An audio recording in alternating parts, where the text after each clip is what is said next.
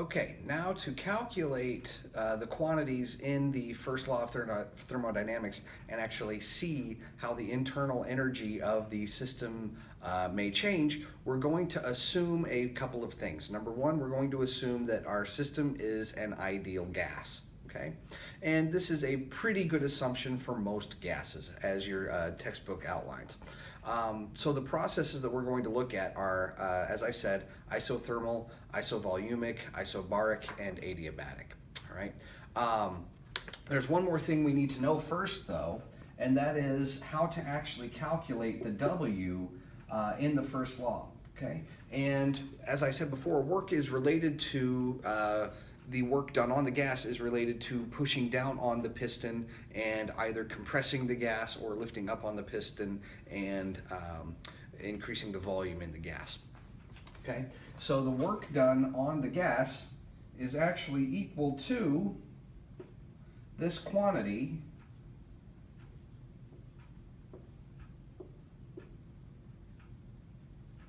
right? The work done on the gas is actually equal to the negative integral of P dV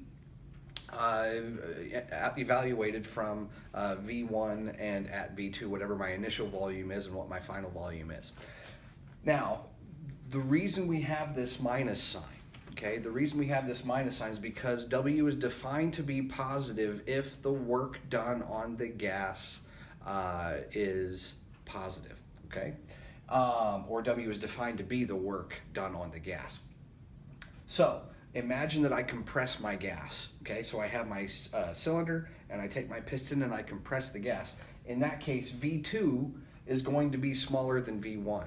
So when I take V2 minus V1, whatever my process is after my integration, then this is going to be negative. But I want that work to be positive, so then I insert this extra negative sign, okay? So don't get too wrapped up in it. You'll see how it comes out and works out through all of these examples. But we did want to make sure that we knew how to actually calculate the work done on the gas. And this is in general the way to do it. So this holds for any single process, but we will actually see that really only for one process do we even need to do the integral, okay? So, what about an isothermal process?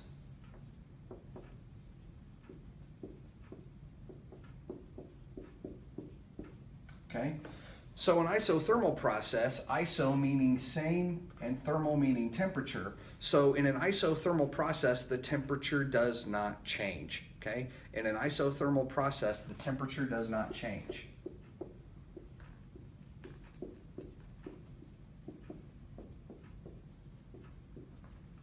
Right? And hence, if the temperature doesn't change, neither does the internal energy. Remember, the internal energy is a measure of the kinetic and potential energies, but those are a measure of temperature. So if my temperature doesn't change, neither do the energies inside the system, so the internal energy doesn't change. So for this process, we have this statement, okay? Zero equals Q plus W. So now let's actually see how to calculate the work done as a process goes through an isothermal change, right? And remember that the goal is to calculate the work. And so the work is negative the integral of P dV, right? But again, we're assuming a constant, an ideal gas. So for an ideal gas, we have this relationship. So I can write my pressure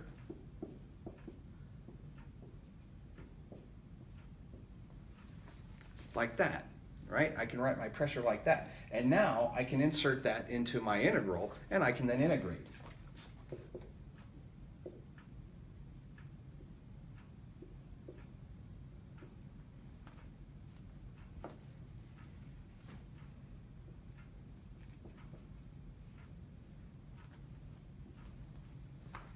And so N is just the number of moles of gas that I have. R is the gas constant, and T is the temperature, which for an isothermal process is constant. So the entire numerator out here can come outside of the integral, and I'm going to get negative nRT, the integral from V1 to V2 of dV over V. And this integral is just a logarithmic integral. So this just turns into the logarithm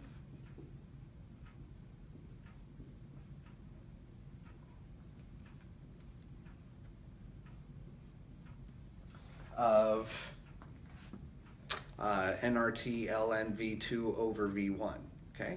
So if I have an isothermal process and I know my ending, starting and ending volumes, then I can automatically calculate the work that was done on the system as I either compress it if V2 is smaller than V1, or as I lift it up if V2 is larger than V1. So if I take that piston and I lift it up, then the entire amount of work is going to be negative. So what this means is I can insert this result into the 0 equals Q plus W, okay?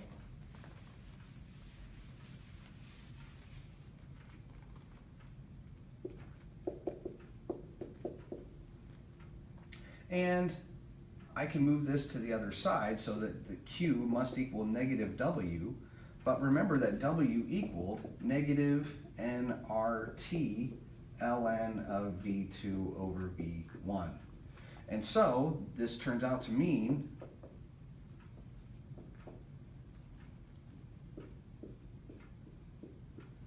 that the amount of work done on my system is exactly equal to the amount of heat that is transferred to the system. And that's what this means for an isothermal process. If I increase the heat in the system, that heat is being transferred by the work that is being done.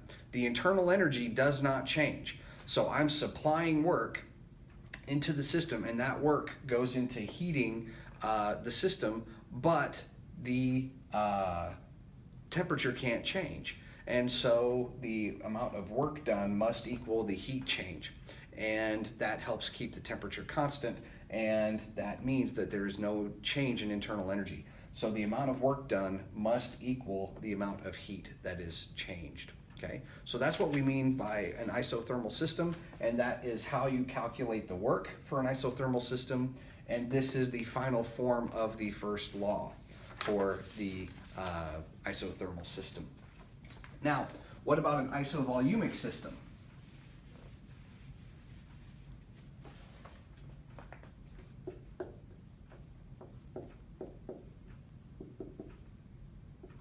So an isovolumic system, iso meaning same, volumic meaning volume, means that same volume.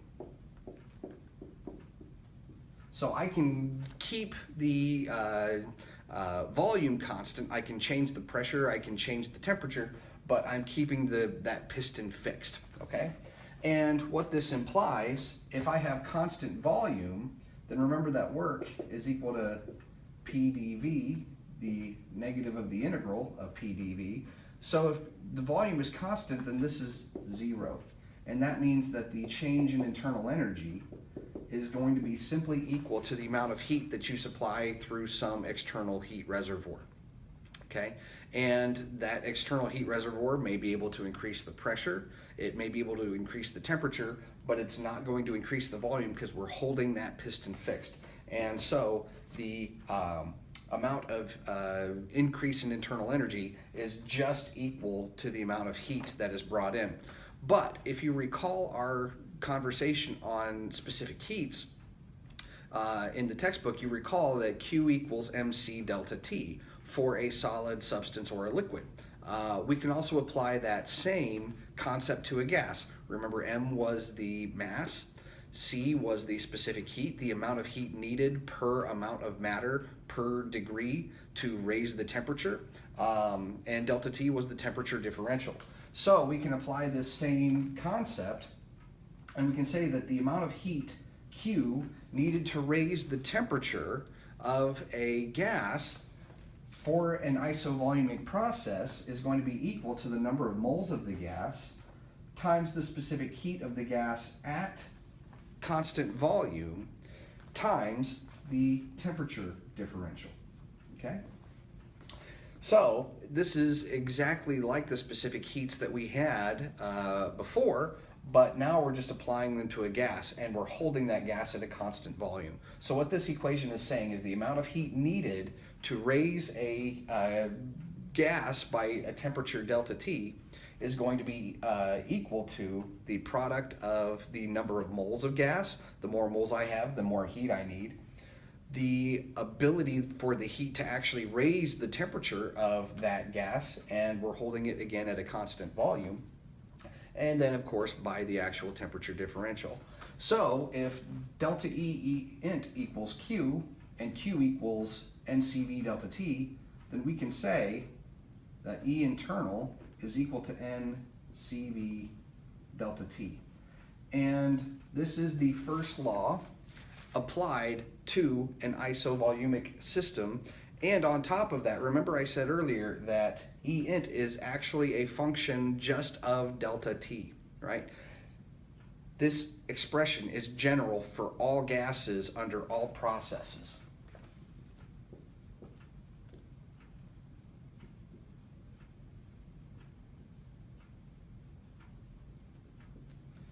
Okay, this expression is general for all processes. The difference here being is that Q equaling NCV delta T is specific to the isovolumic process.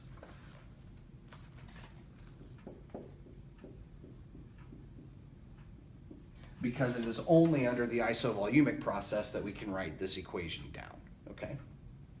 So, I hope that that is clear for you, and in the next video we will look at the other two processes. We'll see you then.